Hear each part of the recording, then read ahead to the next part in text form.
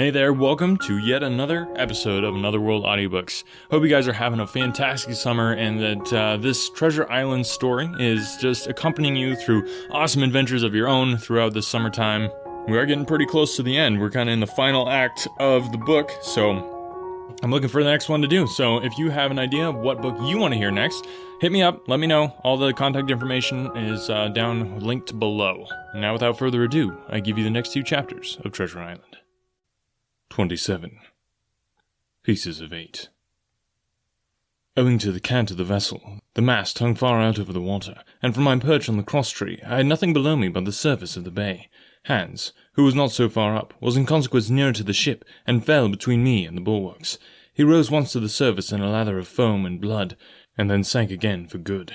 As the water settled, I could see him lying huddled together on the clean, bright sand in the shadow of the vessel's sides. A fish or two whipped past his body.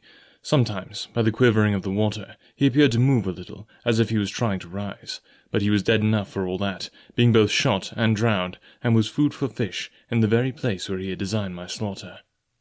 I was no sooner certain of this than I began to feel sick, faint, and terrified.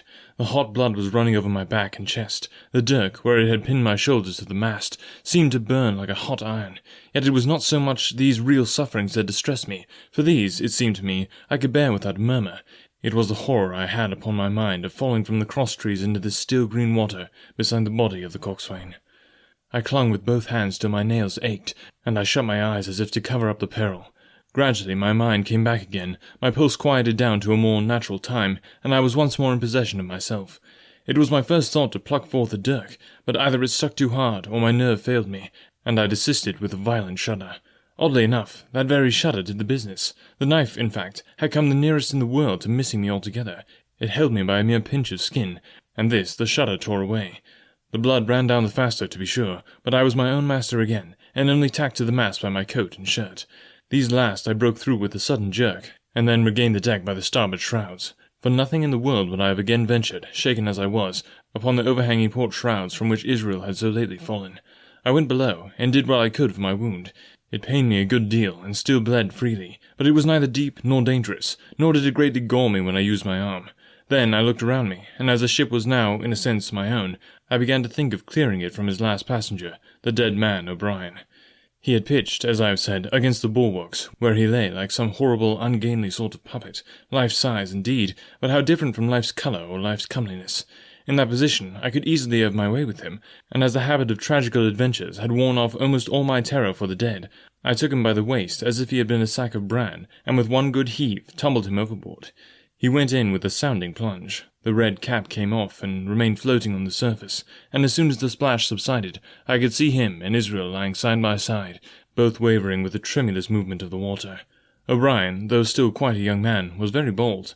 There he lay, with that bald head across the knees of the man who had killed him, and the quick fishes steering to and fro over both.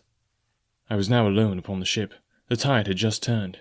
The sun was within so few degrees of setting that already the shadow of the pines upon the western shore began to reach right across the anchorage in fallen patterns on the deck. The evening breeze had sprung up, and though it was well warded off by the hill with the two peaks upon the east, the cordage had begun to sing a little softly to itself, and the idle sails to rattle to and fro. I began to see a danger to the ship. The jibs I speedily doused and brought tumbling to the deck, but the mainsail was a harder matter. Of course, when the schooner canted over, the boom had swung outboard, and the cap of it and a foot or two of sail hung even under water.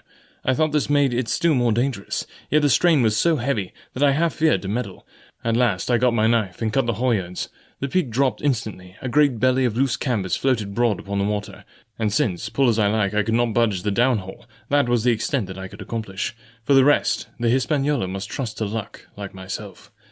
By this time the whole anchorage had fallen into shadows, the last rays, I remember, falling through a glade of the wood, and shining bright as jewels on the flowery mantle of the wreck. It began to be chill. The tide was rapidly fleeting seaward, the schooner settling more and more on her beam ends. I scrambled forward and looked over. It seemed shallow enough, and holding the cut hawser in both hands for a last security, I let myself drop softly overboard. The water scarcely reached my waist. The sand was firm and covered with ripple marks, and I waded ashore in great spirits, leaving the Hispaniola on her side, with the mainsail trailing wide upon the surface of the bay. About the same time the sun went fairly down, and the breeze whistled low in the dusk among the tossing pines. At least, and at last, I was off the sea, nor had I returned thence empty-handed. There lay the schooner, clear at last from buccaneers, and ready for our own men to board and get to sea again. I had nothing nearer my fancy than to get home to the stockade, and boast of my achievements. Possibly I might be blamed a bit for my truantry, but the recapture of the Hispaniola was a clenching answer, and I hoped that even Captain Smollett would confess I had not lost my time. So thinking, and in famous spirits, I began to set my face homeward for the blockhouse and my companions. I remembered that the most easterly of the rivers, which drain into Captain Kidd's anchorage, ran from the two-peaked hill upon my left, and I bent my course in that direction, that I might pass the stream while it was small. The wood was pretty open, and keeping along the lower spurs, I had soon turned the corner of that hill, and not long after waded to the mid-calf across the watercourse. This brought me near to where I had encountered Ben Gunn, the Maroon, and I walked more circumspectly, keeping an eye on every side. The dusk had come nigh-hand completely, and as I opened out the cleft between the two peaks, I became aware of a wavering glow against the sky, where, as I judged, the man of the island was cooking his supper before a roaring fire. And yet I wondered in my heart that he should show himself so careless, for if I could see this radiance, might it not reach the eyes of Silver himself when he camped upon the shore among the marshes? Gradually the night fell blacker. It was all I could do to guide myself even roughly towards my destination. The double hill behind me and the spyglass on my right hand loomed faint and fainter. The stars were few and pale, and in the low ground where I wandered I kept tripping among bushes and rolling into sandy pits. Suddenly a kind of brightness fell about me. I looked up. A pale glimmer of moonbeams had alighted on the summit of the spyglass, and soon after I saw something broad and silvery moving low down behind the trees, and knew the moon had risen. With this to help me, I passed rapidly over what remained to me of my journey, and sometimes walking, sometimes running, impatiently drew near to the stockade. Yet, as I began to thread the grove that lies before it, I was not so thoughtless but that I slacked my pace and went a trifle warily. It would have been a poor end of my adventure to get shot down by my own party in mistake. The moon was climbing higher and higher. Its light began to fall here and there in masses through the more open districts of the wood, and right in front of me a glow of a different colour appeared among the trees. It was red and hot, and now again it was a little darkened, as it were the embers of a bonfire smouldering. For the life of me, I could not think what it might be. At last, I came right down under the borders of the clearing. The western end was already steeped in moonshine. The rest, and the blockhouse itself, still lay in a black shadow, checked with long silvery streaks of light. On the other side of the house, an immense fire had burned itself into clear embers, and shed a steady, red reverberation, contrasted strongly with the mellow paleness of the moon. There was not a soul stirring, nor a sound beside the noises of the breeze. I stopped, with much wonder in my heart, and perhaps a little terror also. It had not been our way to build great fires. We were, indeed, by the captain's orders, somewhat niggardly of firewood, and I began to fear that something had gone wrong while I was absent. I stole round by the eastern end, keeping close in shadow, and at a convenient place, where the darkness was thickest, crossed the palisade.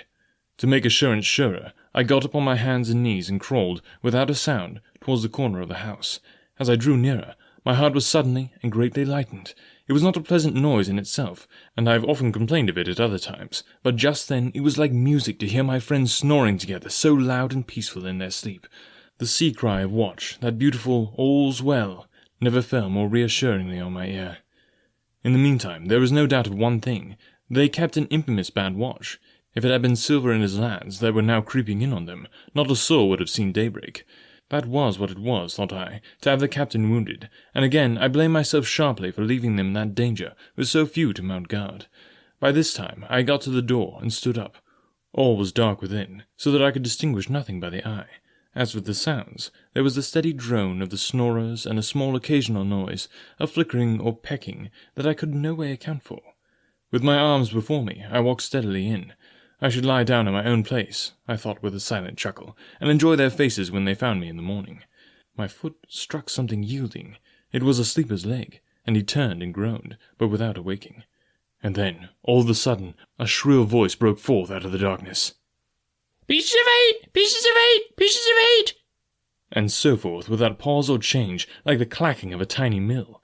Silver's green parrot, Captain Flint! It was she whom I had heard pecking at a piece of bark. It was she, keeping better watch than any human being, who thus announced my arrival with her wearisome refrain. I had no time left me to recover. At the sharp clipping tone of the parrot, the sleepers awoke and sprang up, and with a mighty oath, the voice of Silver cried, "Who goes?" I turned to run, struck violently against one of the persons, recoiled, and ran full into the arms of a second, who for his part closed upon and held me tight. "Bring a torch, Dick," said Silver when my capture was thus assured, and one of the men left the log house and presently returned with a lighted brand.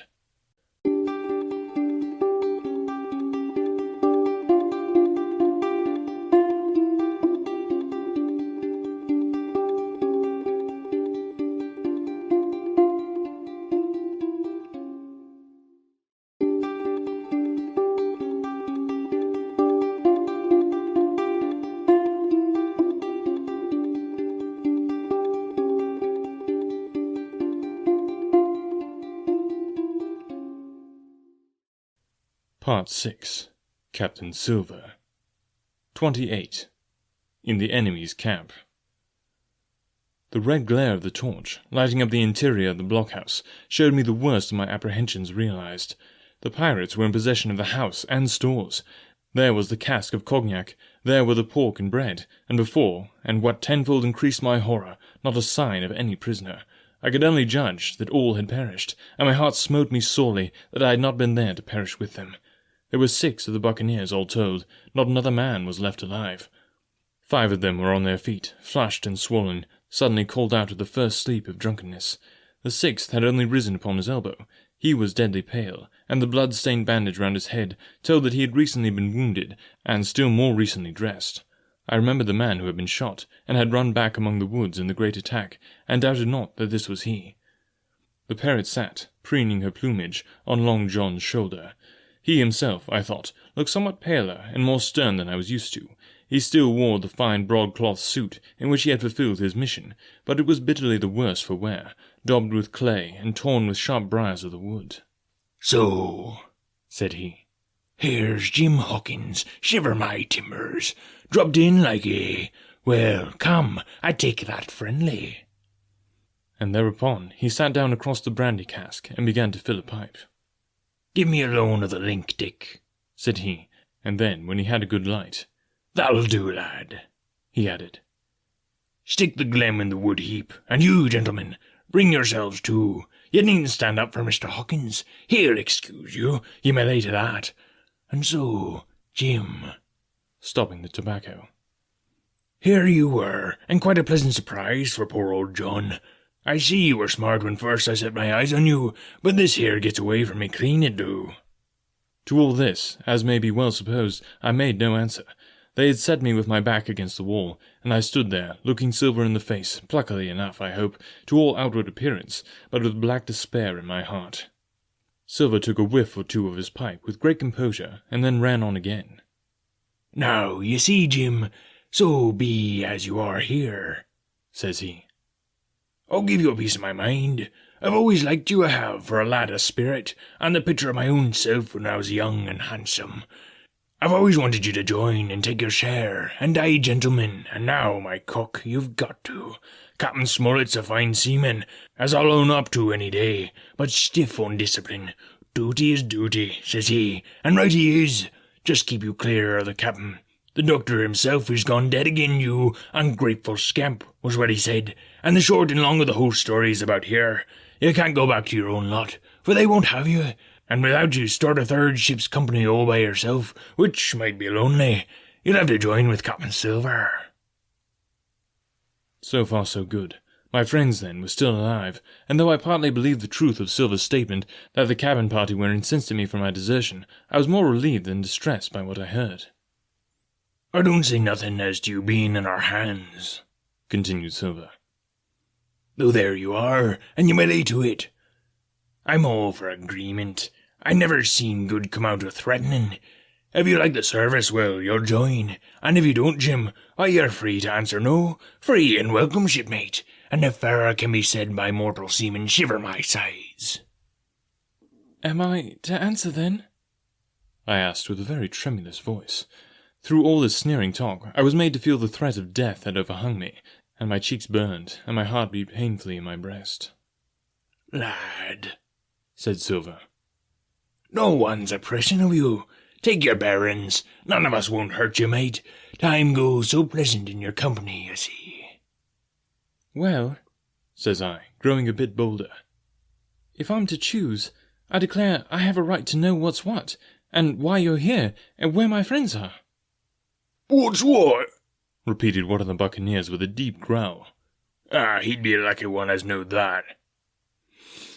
"You'll perhaps batten down your hatches till you're spoke to, my friend," cried Silver truculently to the speaker, and then, in his first gracious tone, he replied to me. "Yesterday morning, Mr. Huggins," said he, "in the dog watch, down came Dr. Livesey with a flag of truce. Says he, 'Captain Silver, you're sold out, ship's gone.' Well, maybe we'd been taking a glass, and song to help it round. I won't say no. Leastway, none of us had looked out. We looked out, and by thunder, the old ship was gone. I never seen a pack of fools look fishier, and you may lay to that, if I tells you that looked the fishiest. Well, says the doctor, let's bargain. We bargained, him and I, and here we are. Stores, brandy, blockhouse, the firewood you was thoughtful enough to cut, and in a manner of speaking, the whole blessed boat from Cross Trees to Kilson. As for them, they've tramped. I don't know where's they are." He drew again quietly at his pipe. "Unless you should take it into that head of yours," he went on, "that you was included in the treaty, here's the last word that was said. 'How many are you,' says I, 'to leave?' 4, says he, 4, and one of us wounded. As for that boy, I don't know where he is, confound him,' says he, 'nor I don't much care. We're about sick of him.' These are his words." "Is that all?" I asked. "Well, it's all that you're to hear, my son," returned Silver. "And now I am to choose." "And now you are to choose, and you may lay to that," said Silver. "Well," said I, "I'm not such a fool, but I know pretty well what I have to look for. Let the worst come to the worst, it's little I care. I've seen too many die since I fell in with you, but there's a thing or two I have to tell you," I said, and by this time I was quite excited. "And the first is this. Here you are, in a bad way, ship lost, treasure lost, men lost, your whole business gone to wreck, and if you want to know who did it, it was I. I was in the apple barrel the night we sighted land, and I heard you, John, and you, Dick Johnson, and Hans, who is now at the bottom of the sea, and told every word you said before the hour was out. And as for the schooner, it was I who cut a cable, and it was I that killed the men you had aboard her, and it was I who brought her where you'll never see her more, not one of you. The laugh's on my side. I've had the top of this business from the first. I no more fear you than I fear a fly.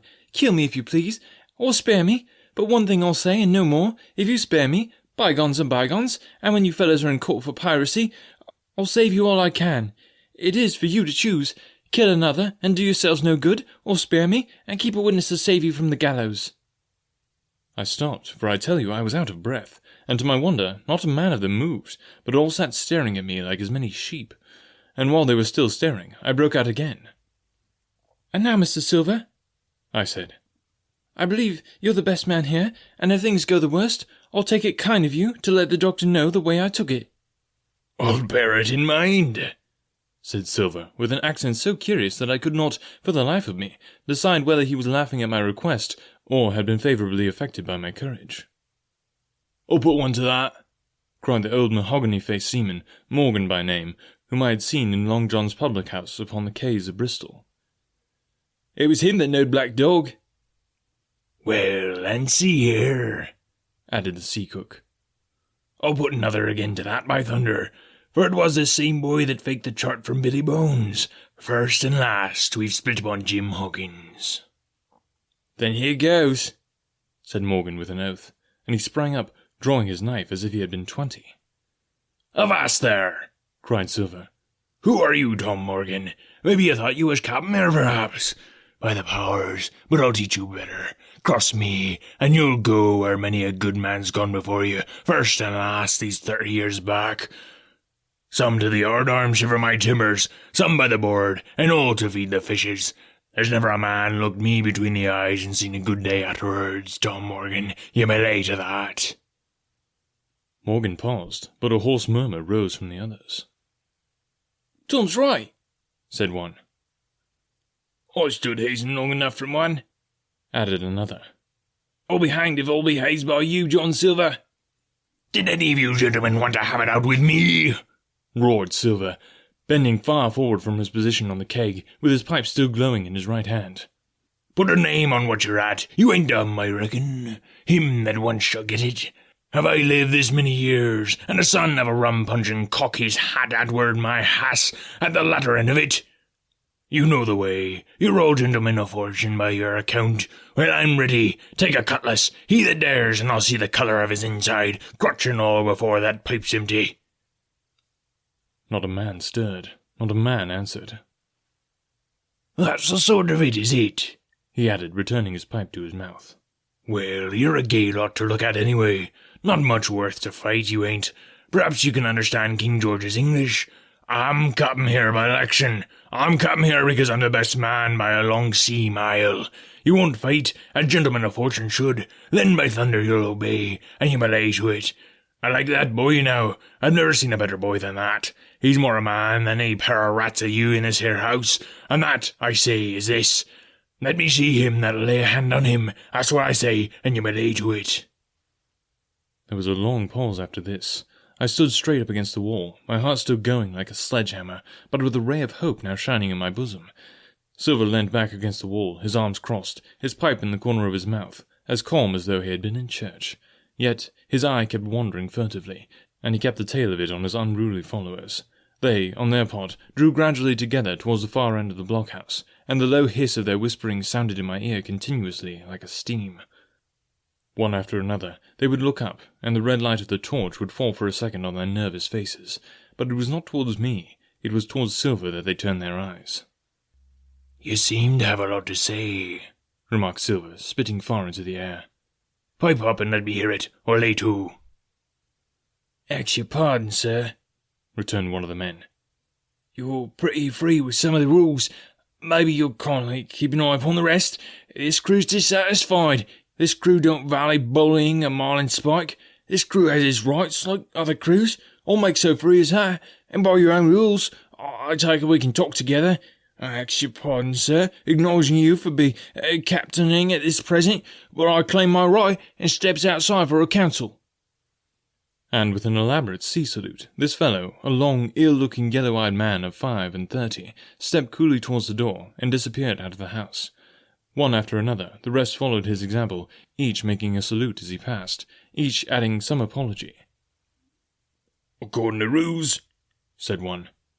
Forecastle Council, said Morgan. And so, with one remark or another, all marched out, and left Silver and me alone with the torch. The sea cook instantly removed his pipe. Now, you look here, Jim Huggins, he said in a steady whisper that was no more than audible. You're within half a plank of death, and what's a long sight worse of torture. They're going to throw me off, but, you mark, I stand by you through thick and thin. I didn't mean to, no, not till you spoke up. I was about desperate to lose that much blunt, and be hanged into the bargain. But I see you was the right sort. I says to myself, you stand by Hawkins, John, and Hawkins'll stand by you. You're his last card, and by the living thunder, John, he's yours. Back to back, says I. You save your witness, and he'll save your neck. I began dimly to understand. You mean all's lost? I asked. Aye, by gum I do, he answered. Sheep gone, neck gone, that's the size of it.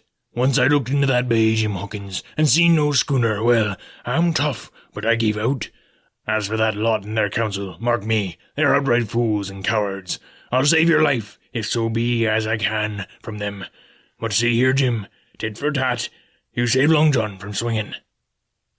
I was bewildered. It seemed a thing so hopeless he was asking. He, the old buccaneer, the ringleader throughout. What I can do, that I'll do, I said. It's a bargain, cried Long John. You speak up, Plucky, and by thunder, I have a chance. He hobbled to the torch, where it stood propped among the firewood, and took a fresh light of his pipe. Understand me, Jim, he said, returning. I've a head on my shoulders, I have. I'm on the squire's side now. I know you've got that ship safe somewheres. How you done it, I don't know, but safe it is. I guess Hans and O'Brien turned soft. I never much believed in either of them. Now you mark me. I ask no questions, nor I won't let others. I know when a game's up, I do, and I know a lad that's staunch. Ah, you that's young, you and me might have done a power of good together. He drew some cognac from the cask into a tin cannikin. Will you taste, messmate? He asked, and when I had refused, Well, I'll take a drain for myself, Jim, said he. I need a coker, for there's trouble on hand. And talking of trouble, why did that doctor give me the chart, Jim? My face expressed a wonder so unaffected that he saw the needlessness of further questions. Ah, well, he did, though, said he. And there's something under that, no doubt. Something surely under that, Jim, bad or good. And he took another swallow of the brandy, shaking his great fair head like a man who looks forward to the worst. Thanks guys so much for listening today. If you enjoy Another World Audiobooks, if this has been a companion to you and some awesome stuff or whatever, I'd love to hear from you. Love to hear what you think about the podcast, maybe any ways that I can improve. And also, would you consider maybe leaving a rating and review? It helps the podcast spread and helps people decide whether or not they want to listen to it. So if they come across the podcast and it has a bunch of ratings and reviews, then they know it's a good podcast and they want to listen to it. So if you can help me out with that, that would be so helpful. So other than that, hope you guys have a wonderful week, and we'll catch you back here next week for the next 2 chapters.